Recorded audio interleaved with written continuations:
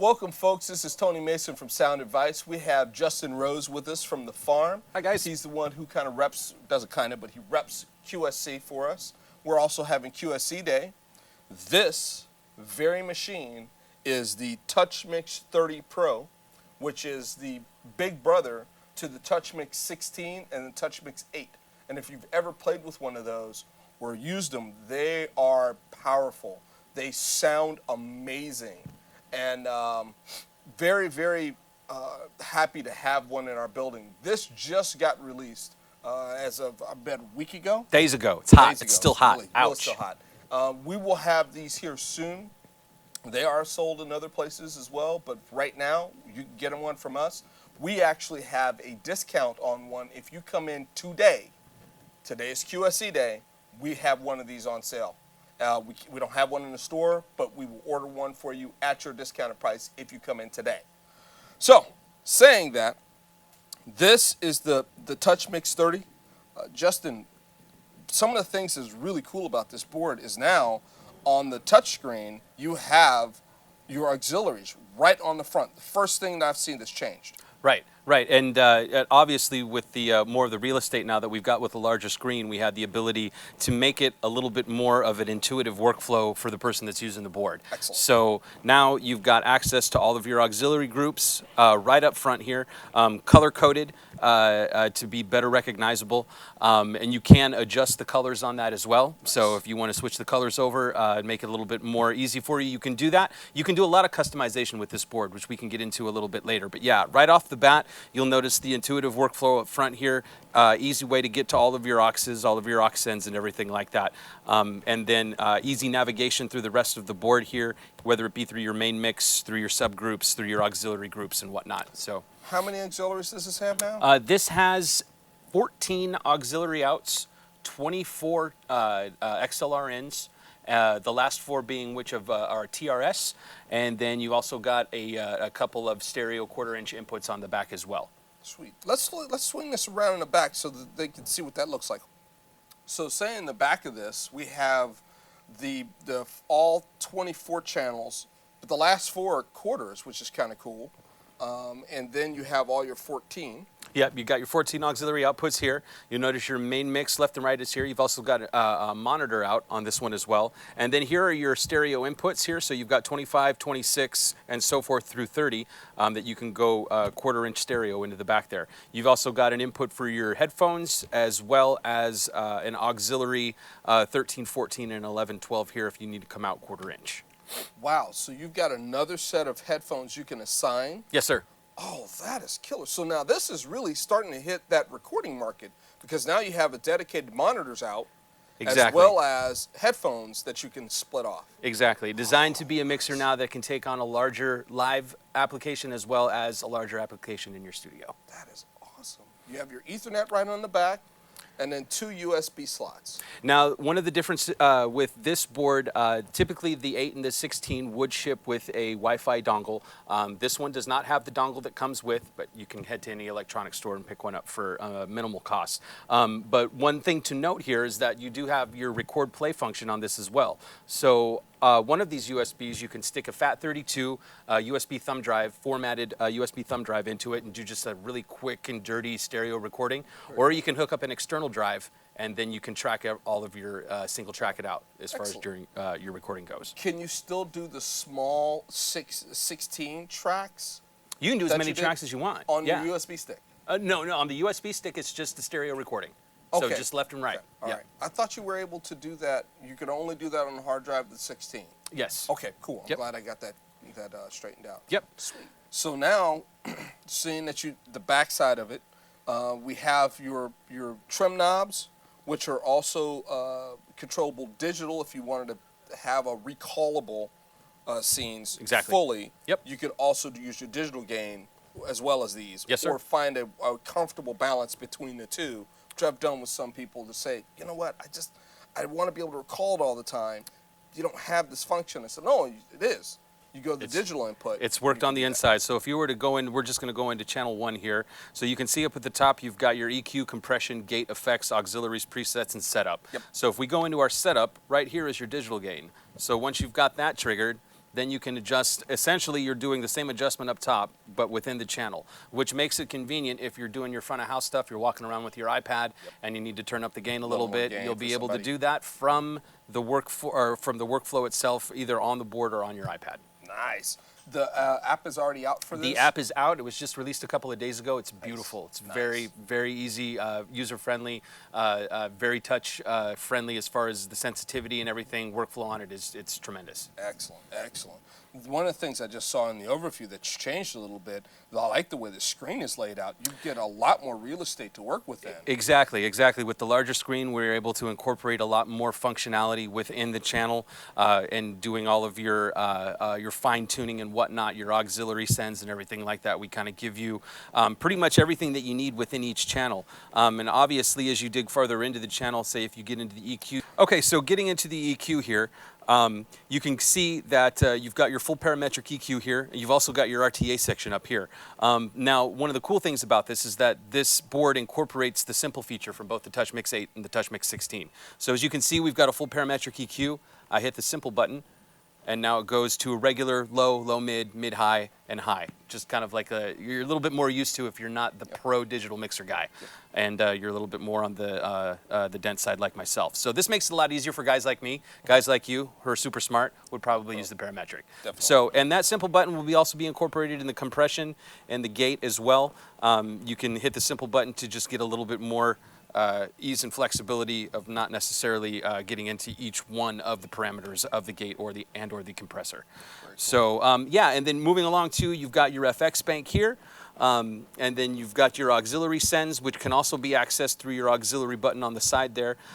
This is really cool, the presets. Along with the TouchMix 8 and the TouchMix 16, you've got over 120 live presets that have been programmed by master engineers that live in this board. Now that's, I don't remember it being that big before. It wasn't. We did, it was the same process, but now we've got a lot more. So now it's as easy to go through and set up each one of your channels. Say I've got somebody that is on keyboards here. You can see then automatically my type pops up, so I've got a selection between there. We'll say he's going to be on a digital piano, and then you've got your keys digital piano on the DI setup over here. So if you'd just like to recall that, you hit the recall button, and now it's going to ask you whether or not that's what you want to do, and that preset is now saved to that channel.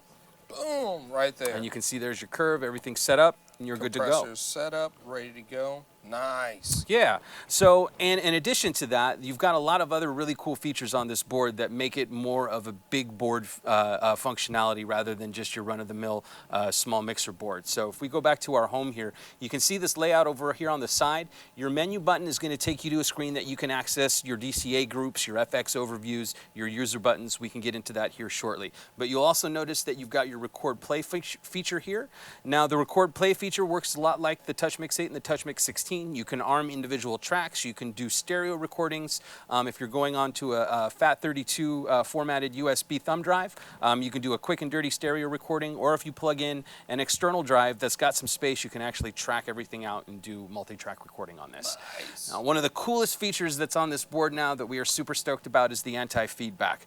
As of right now, it just looks like a bunch of pretty colors. The way that this works is that you got a microphone, say, on whatever channel, channel 1, channel 2, all the way up to 24. You start getting feedback, you're going to hit this little feedback wizard here. Once you start this feedback wizard, what's going to happen is that this board is automatically going to notch the volume up on every single frequency, and as soon as it encounters feedback, it's going to chop it, just like that. And you can do that for the entire spectrum. You can have it go all the way through from your lowest to the highest frequency. It'll find all of the feedback, and it will kill it instantly. It is super cool, and it does it automatically. Next feature that's super awesome is the RTA feature. So now you can shoot your room, you can walk into a venue, you can set up the white noise, and you can shoot the room, and it's going to dial this mixer in so you get the best audio quality possible for your surroundings, which is super cool. So, and then moving over to the side here, you can see we still have our dial. Essentially, this board was set to be a touch and turn type of feature, so you can see once you're on a channel, this dial is going to control your faders. If you press and hold it, it's going to move that fader finitely, which is pretty cool, so you can really fine-tune your adjustments there. Nice. You've also got user buttons. Now, on the older mixers, we only had 4 user user buttons. On this one, we give you 4 more, plus the copy and paste feature. Now, all of these user buttons can be mapped. Say if you want to go into channel 8 and you want to get to that auxiliary page, but you don't want to have to press all those buttons, I can press and hold my user 1 button. As soon as I let go, it's going to ask me if I want that to be the navigation. I tell it yes. All right, so now that I've got my user button set on this page, so say if I were to navigate out of it and I were to go back to my home screen, and let's say I'm in channel 10 someplace and I'm messing with that effects, and all of a sudden I know I need to go back to that screen that I just saved. All I've got to do is hit that user button and boom, I'm right back there. Got your So now we give you 8 of those, so you can map each one of them, but also keep in mind here, what we did with the U7 and the U8, we put a copy-paste feature on that. So what that'll allow you to do is a quick and dirty copy-paste essentially between channels. So if I know that my EQ on channels 1, 2, and 3 all need to be the same, instead of having to go in and do that, I can copy-paste each one of those to the next channel.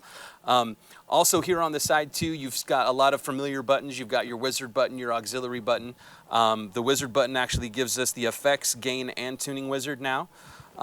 You also have your quick screen to go to your phantom power. Probably one of the coolest features is the fact that that's how you select your phantom power. You can put it on any channel that you want to, which is super cool. And then we come back over here. This is your user's manual. If you hit the info button, instead of having to thumb through a bunch of pages, this is everything you ever wanted to know about this mixer. And you can actually even change the language too. If you've got a different application that you've got somebody who speaks a different language, there is quite a few in here. Including French and a bunch of other ones that I can't pronounce. But it's pretty cool. So if you've got anybody that can pronounce these names, they can use this mixer. You've also got your mute groups set up as well. Just kind of like the old board. You set up your mute groups. You come into here, you hit the mute button, and that mutes out the group. You've also got an FX mute as well that you can toggle on and off for quick applications. All your effects. Yes, sir. That's awesome. Yes, sir. And you've got your talkback features down here. Your talkback mic is in the back.